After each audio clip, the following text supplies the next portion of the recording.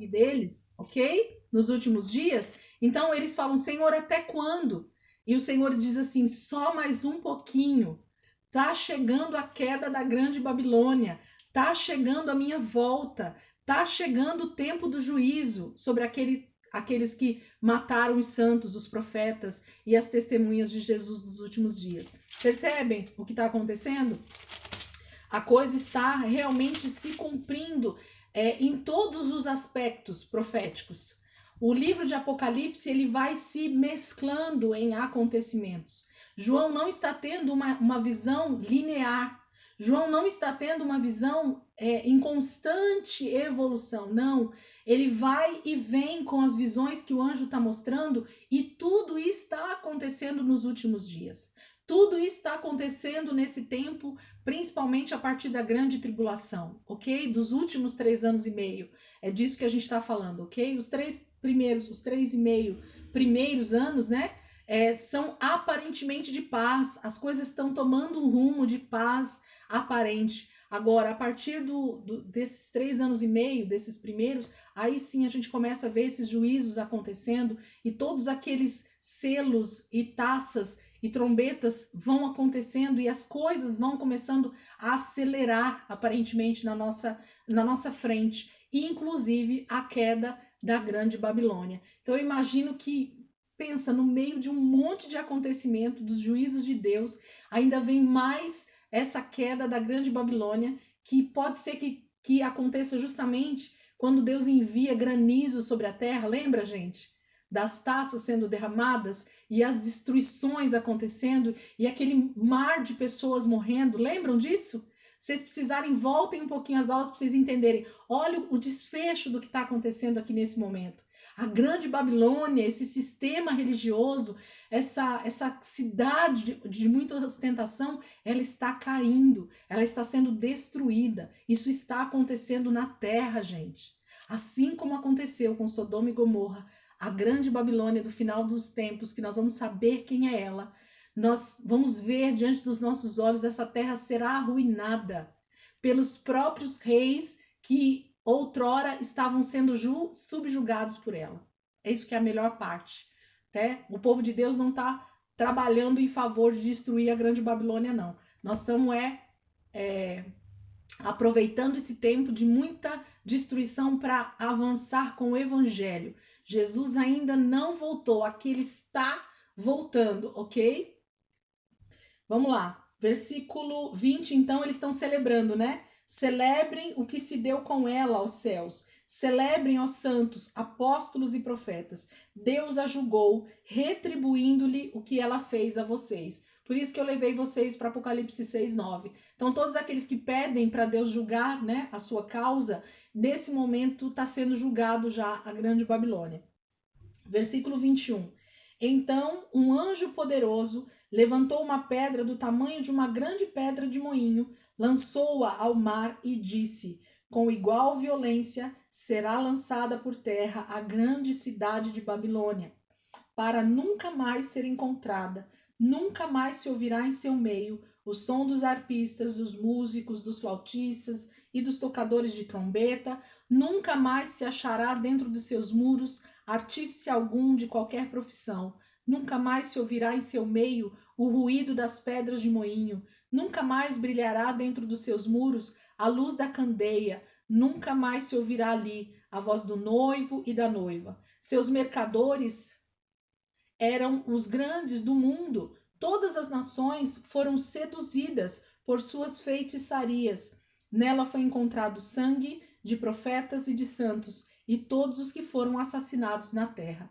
Então está mostrando o que está acontecendo com essa grande cidade e o porquê que isso está acontecendo, né? Então todos os mercadores se enriqueceram em prol da riqueza dessa cidade, e nessas cidades, né, ou nessa cidade foi encontrado o sangue, né, que ela bebia no cálice dela, dos santos, daqueles que testemunhavam a respeito de Jesus. Então essa destruição que está acontecendo com a grande Babilônia no final dos tempos é o que está sendo descrito aqui para nós em Apocalipse 18 e 19. Vamos continuar?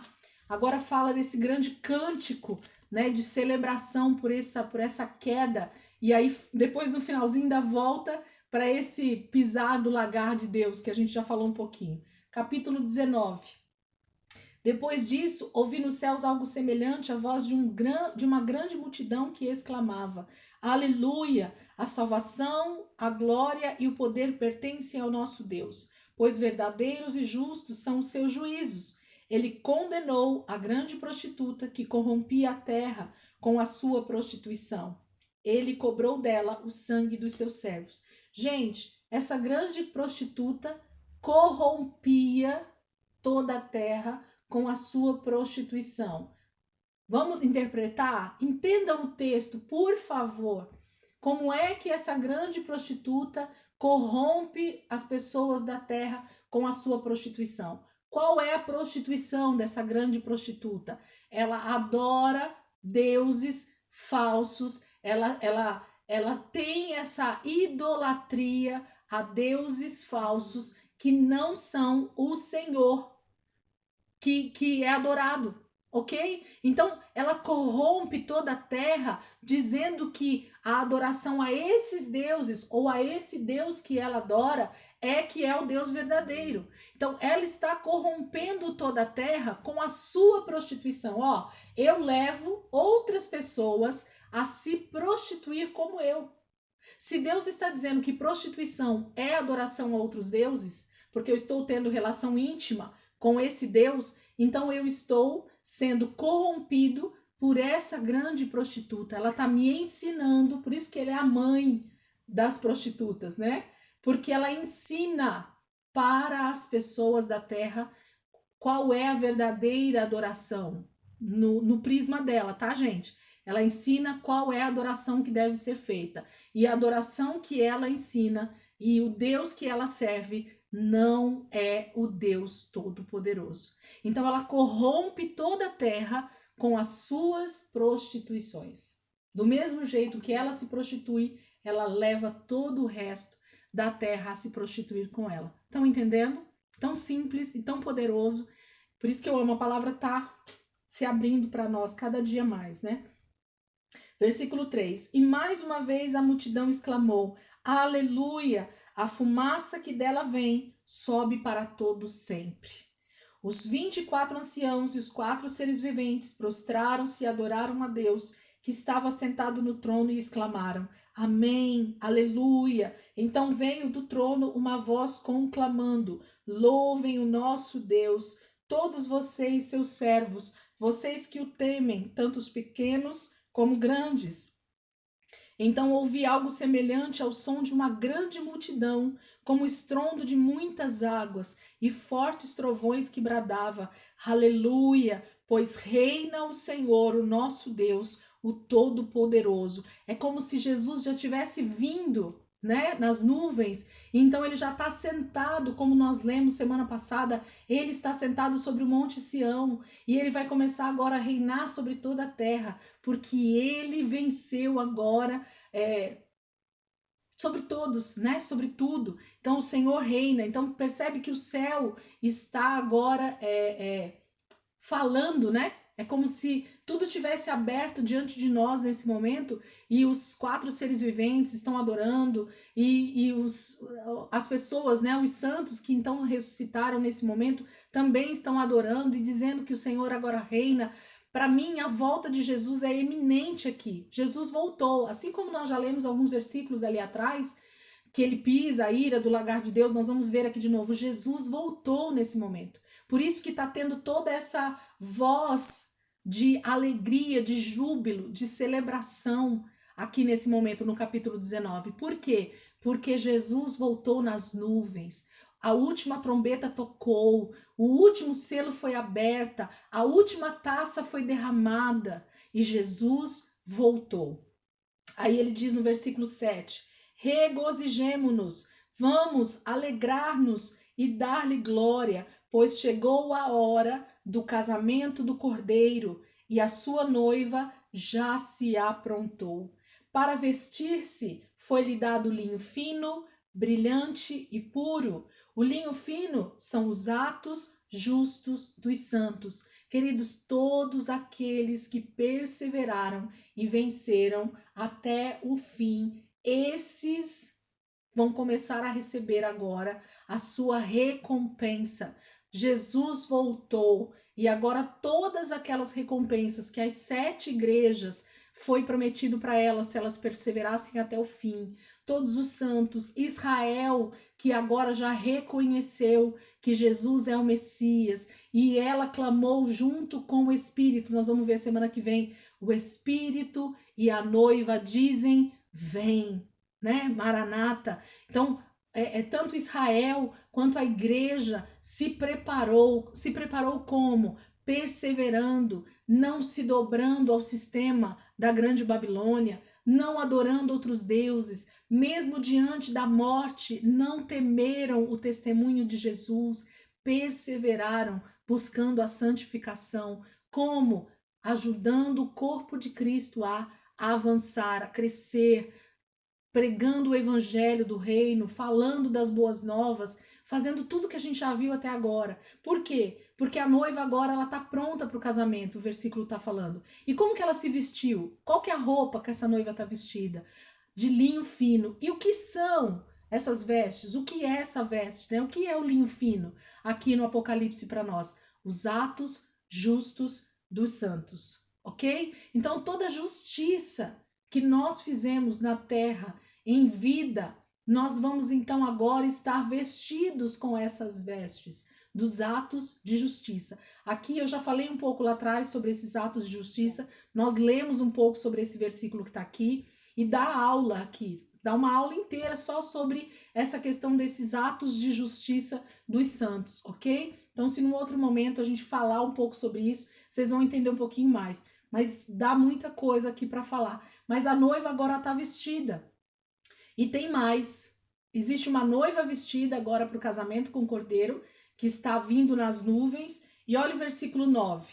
E o anjo me diz para João, olha isso, escreva: felizes os convidados para o banquete do casamento do cordeiro. E acrescentou: estas são as palavras verdadeiras de Deus. Então existe agora uma noiva que está preparada, que está adornada com linho fino, pronta para o casamento com o cordeiro, e existem também nesse momento os convidados para esse banquete. Não sei se eu falo, se eu não falo. É que eu não vou poder falar aqui sobre esse assunto, porque dá uma outra aula, aliás, mais aulas sobre isso. Mas eu quero que vocês reflitam, baseado inclusive na parábola das virgens, tá bom? Então, vocês pensem nisso, vocês meditem nisso, que vocês vão entender o que eu vou falar aqui agora. Aqui nesses 2 versículos 8 e 9, falam de 2 tipos de pessoas que estão agora prestes a participar de um casamento, certo? Ok? Vamos ler de novo então aqui? Versículo 7. Regozijemo-nos, vamos alegrar-nos e dar-lhe glória, pois chegou a hora do casamento do cordeiro e a sua noiva. Eu leio errado toda vez, gente. Pois chegou a hora do casamento do cordeiro, ok? Jesus vai se casar, ok? O cordeiro, ele vai se casar. E a sua noiva já se aprontou. Então tem uma noiva pronta aqui, certo? Para vestir-se foi-lhe dado linho fino, brilhante e puro. Então a noiva está vestida de linho fino e puro. O linho fino são os atos justos dos santos, ok? Aqui fala sobre os atos justos dos santos. Então, os atos justos de todos os santos fizeram o quê? Fizeram com que a noiva estivesse vestida de linho fino. E, então, quem fabricou a roupa da noiva foi os atos de justiça de todos os santos. Grifa isso. Quem vestiu a noiva foram todos os atos de justiça de todos os santos. Então, todos aqueles que praticaram justiça diante de Deus e que foram santos, então, diante do Senhor, eles produziram uma roupa para essa noiva. Então, existe uma noiva pronta para o casamento, certo? Agora olha o versículo 9. E o anjo me disse, aí o anjo chama João e diz para ele assim: escreve, felizes os convidados para o banquete do casamento do Cordeiro. Quem é a noiva e quem são os convidados para as bodas do Cordeiro? Tem dois tipos de... A igreja. E quem são os convidados?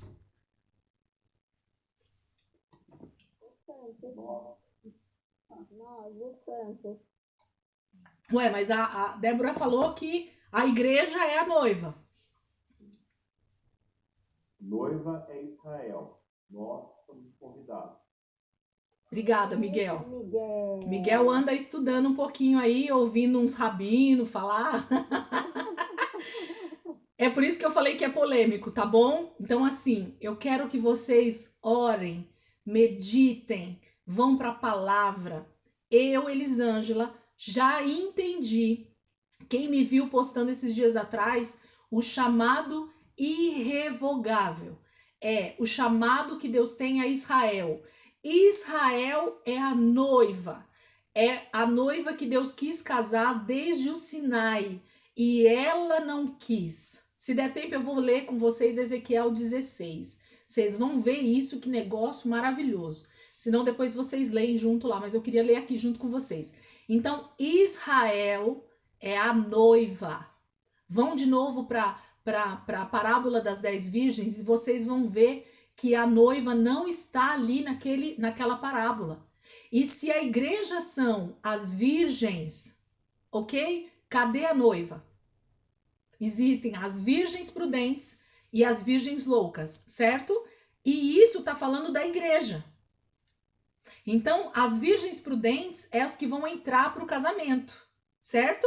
Mas as virgens não são a noiva. As virgens são as amigas da noiva, que vão estar como testemunha, como noivinha, como quem leva o buquê da noiva, ok? Mas elas não são a noiva, certo?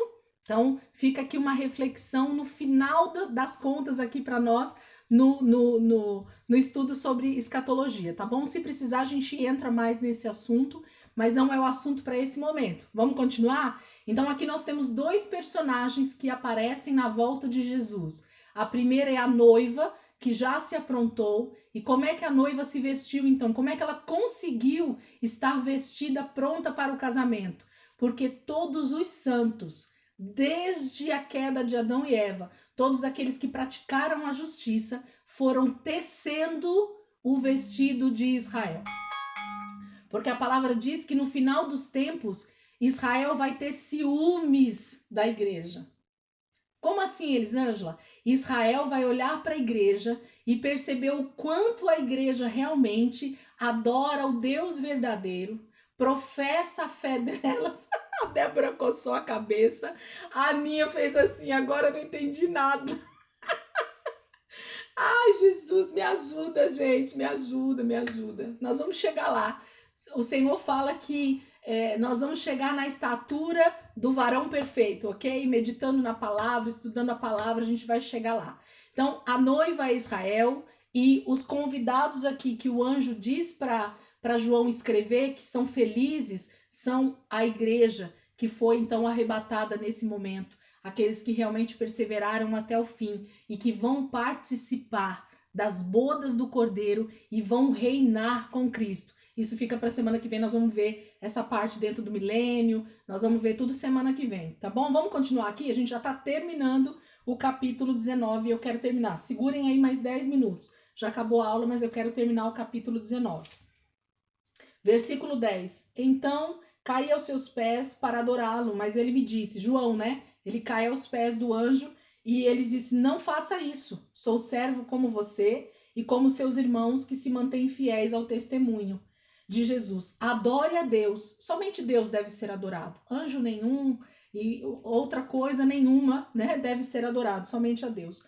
O testemunho de Jesus é o espírito da profecia, é o espírito de profecia. Então, quando nós desejamos profetizar, nós precisamos ir para esse versículo. O testemunho de Jesus é o espírito de profecia. Quer profetizar? Dê testemunho de Jesus. Lembra quando nós começamos a estudar Apocalipse, os primeiros versículos eu falei, do que fala o livro de Apocalipse? Fala do diabo? Não. Fala de Jesus, o leão da tribo de Judá, que vai subjugar os seus adversários e vai vir então para assentar sobre o trono e reinar sobre toda a terra e vencer todo o mal, a morte e o inferno não mais existirão. Então, o Apocalipse fala de um triunfo desse cordeiro mudo que outrora morreu pelo meu e pelo seu pecado, mas que agora ele vem, ele retorna como o leão da tribo de Judá, e ele vai pisar no lagar da ira de Deus, ok? Sobre todos os seus inimigos. Olha o que a visão que ele dá agora para nós, que nós já falamos um pouquinho dessa visão lá atrás, por isso que eu quero terminar o capítulo 19 com vocês. Vi os céus abertos e diante de mim um cavalo branco, cujo cavaleiro se chama Fiel e Verdadeiro. Ele julga e guerreia com justiça. Seus olhos são como chamas de fogo e em sua cabeça há muitas coroas. Ele vai reinar sobre muitas nações. E um nome que só ele conhece e ninguém mais. Está vestido com um manto tingido de sangue e o seu nome é Palavra de Deus. Queridos, esse versículo aqui, ele às vezes tem uma interpretação um pouquinho errada, porque as pessoas acham que esse manto tingido de sangue é do sangue da cruz, é do sangue de Jesus. E não é, nós vamos ver na sequência do versículo aqui, que ele está com o manto tingido do lagar da ira de Deus que ele acabou de pisar. Então, quando Jesus volta, que ele pisa o lagar da ira de Deus, o que acontece com o sangue? Não vai até o freio dos cavalos? Então, a roupa de Jesus está tingida com o sangue dos seus inimigos. Não é do sangue dele. O sangue dele ficou lá na cruz.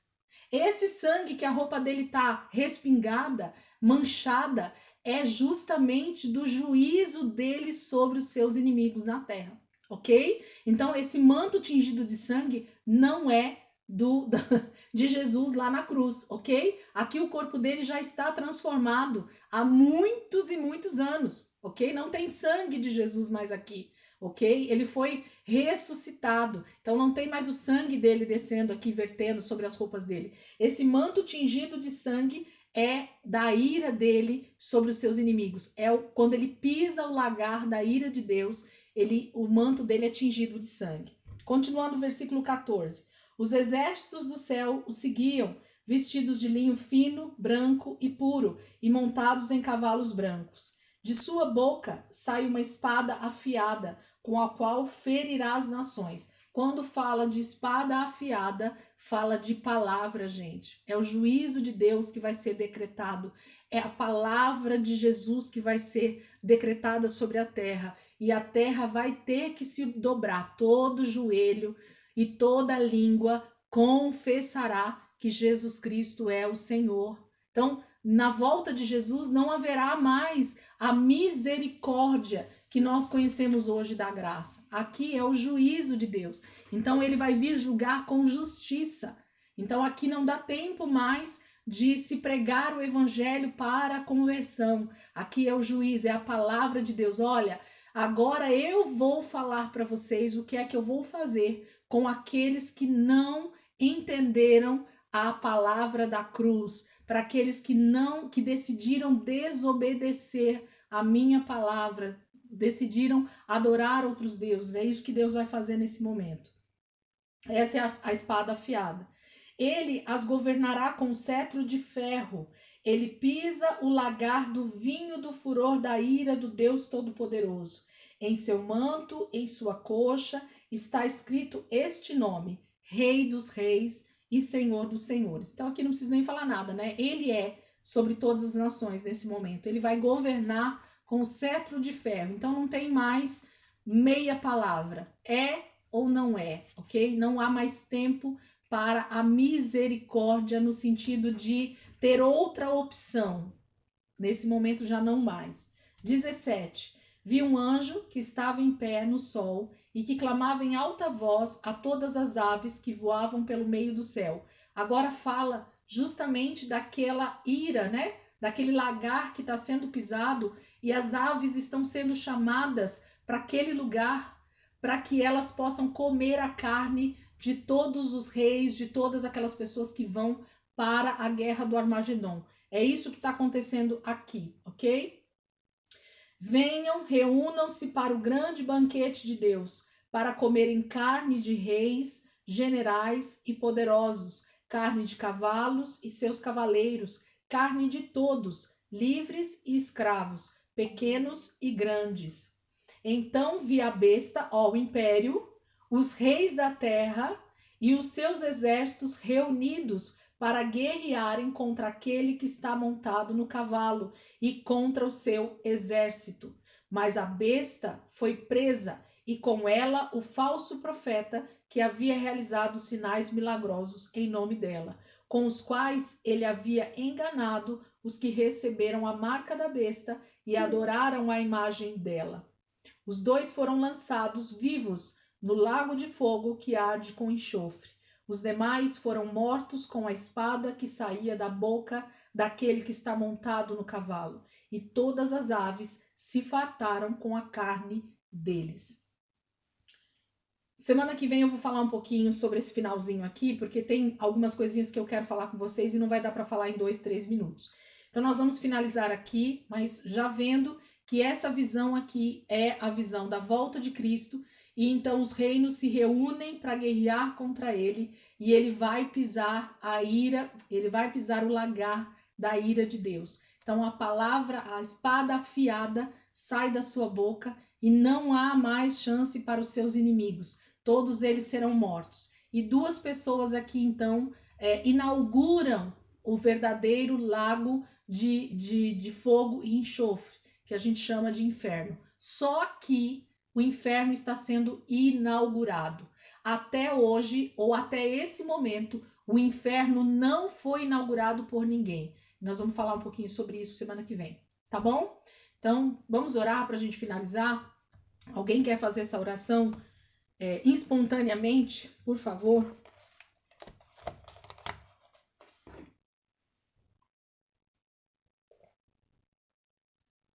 Eu faço. Pode fazer, Aninha. Soberano Deus, glorificado seja o teu santo nome. Obrigado, Pai, por nos direcionar os teus caminhos. Obrigado pela tua palavra.